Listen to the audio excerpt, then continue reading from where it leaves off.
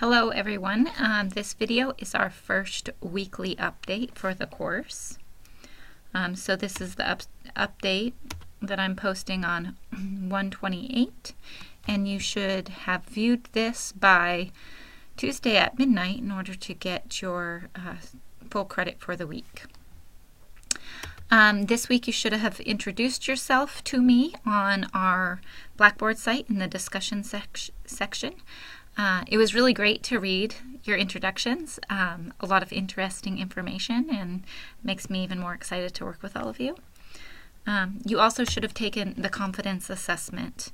I want to just take an opportunity to talk a little bit about this assessment, in particular because, like this course, this assessment relates to the issue of research. And so I want to point out a few things about this assessment that you completed that will preview some of the material that we'll cover later in the class, so that you know it when you see it. So most of you probably already know that this is an example of a survey. One of the things you might not know, or you might not have thought about in relationship to a survey, is that what a survey really is either a report on, well, it's really a self-report. It's a report on what people think. So you'll notice that in the questions that I presented in this questionnaire, they weren't asking whether or not people could actually do the things that I was asking you if you could do. So for instance, I didn't give you an assessment to find out if you actually could use Google effectively to find the sources that you want, but I asked you what you think about your abilities to do this. This is a really important, although it might seem subtle, it's a very important distinction. This is the key of what surveys can do. They can tell us what people think, essentially. Later on in the semester, particularly in Unit 4, we're going to talk more about different methods that you can use and how they can help you answer specific kinds of questions. Survey is one of those methods that we'll talk more about, and it's a great method to use if you want to find out what people think. It's not a great method to use if you're trying to find out other kinds of information or you have other kinds of questions.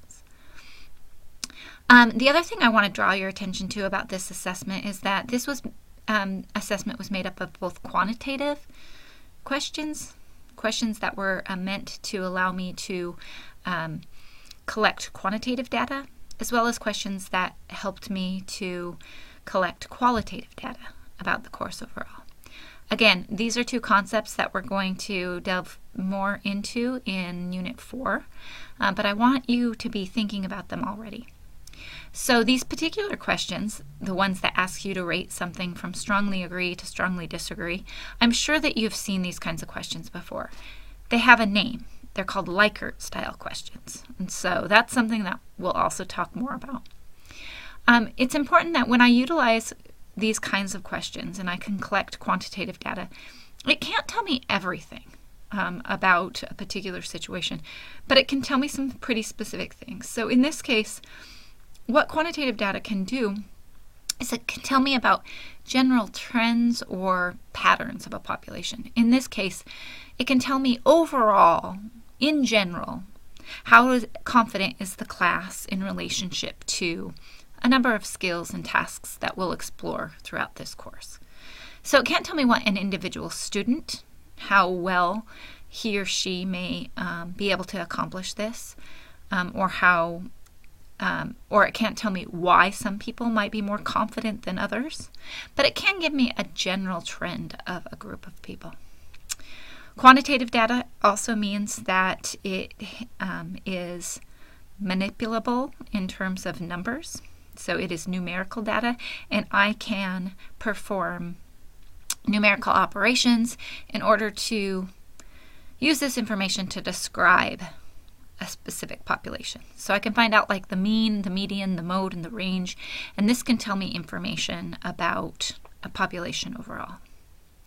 I also asked a number of open-ended questions and asked you to fill in your own blanks.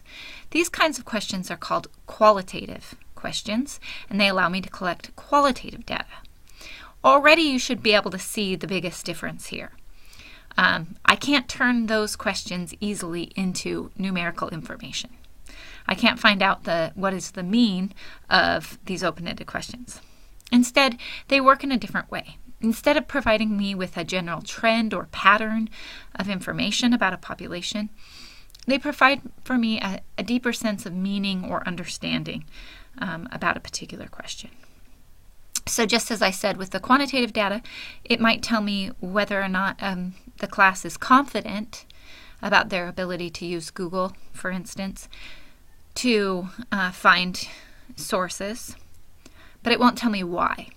I could ask, however, an open-ended question, a qualitative question, and that would help me dig deeper and provide me with a better understanding of, say, why a class might feel confident in that ability. With qualitative data, what I'm looking for then is not necessarily numerical trends or patterns, but I'm able to use that information to find out what are some of the key ideas or themes that exist within a group of responses or amongst a population. So I just want to draw our attention to what that looks like a little bit in practice by bringing up some of the actual responses that you guys offered. So one of the questions you can see already, this is the Likert style question that I was talking about, where you indicate your level of agreement. We'll talk more about this, but in a Likert style question, what I am doing as a researcher is assuming that these numbers represent real numbers, and that's what allows me to do these mathematical computations on this information. So in this question I asked, I am confident that I know how to effectively use the BSU library to find sources that I need. This is how students responded. The first set of numbers is my first section of 224. The second set of numbers is my second section. And using those numbers, I can figure out, well, what's the mean?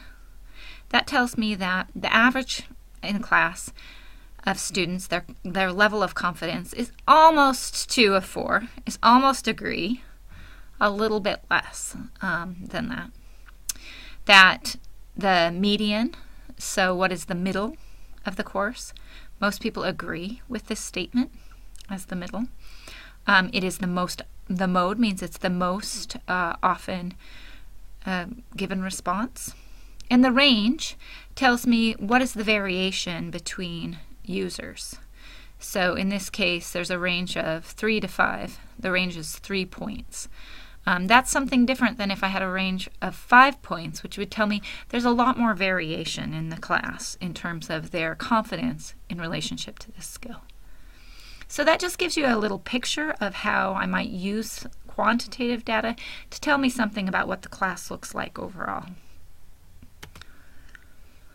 So some general things that I found from looking at your data is that most students are most confident about their ability to use Google to find sources.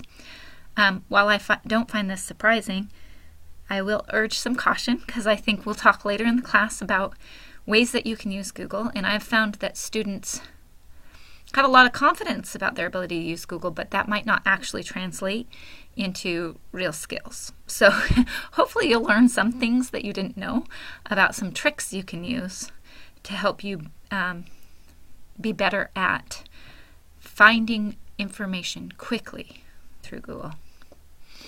Students are least confident about their ability to understand scholarly sources, and they're constructing an authoritative voice in their writing. So there's also two other things that we're going to work on throughout the course, and hopefully you'll feel more confident at the end of this class. Overall, students are quite confident about their abilities in all of these categories.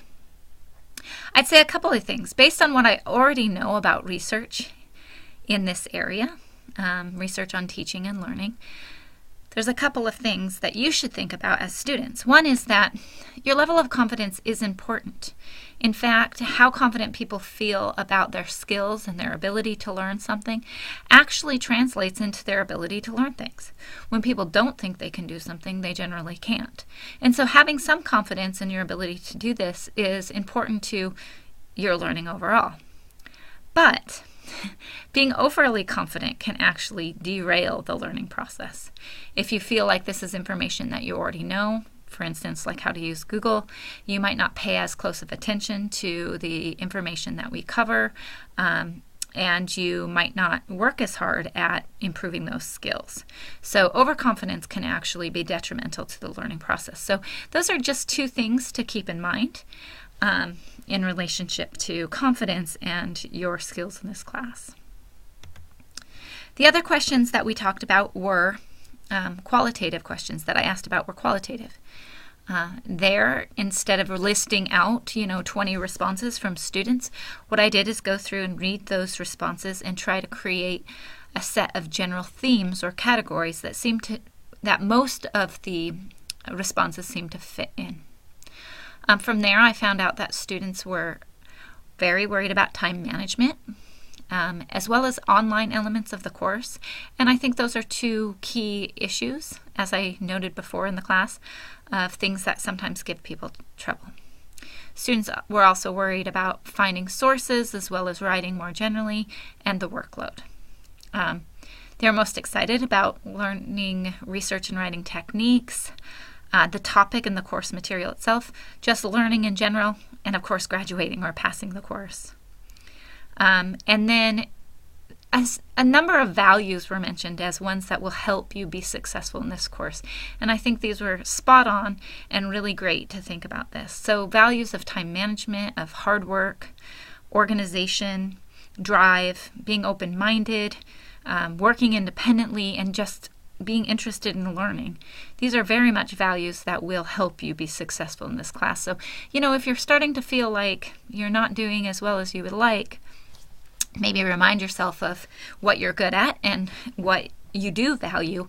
This can help you maybe continue to improve and do better in this course. So that's just a little summary of some of the assignments we had this week. And I just want to give you a heads up for next week, looking ahead. You have your first discussion with discussion leaders. These should be posted on Blackboard now. So make sure you're checking the weekly overview. And make sure you post by Thursday. Because there's been some switch around in students in the class, there is an updated schedule on Blackboard for the discussion leader schedule. So make sure you check that. And then don't forget about your first assignment, browsing communication journals. This is due by Sunday this week. So just a little heads up in terms of where you can find that updated schedule and what I'm talking about there. So under course information, if you scroll down to discussion leader calendar, you'll see an update. Make sure that you check that out and have the correct dates for you. You can also see under the weekly schedule, under week 2, the discussion leaders' names are posted here under discussion leaders. So check that out and be paying attention to that for the future. The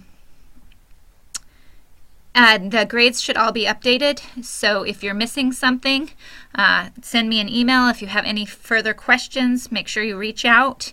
And if you may have missed the introduction of yourself in the course, reach out to me. You can still submit that. If you do it before the end of next week, you can receive half credit for it. So think about getting that in. All right. Good luck with this upcoming week.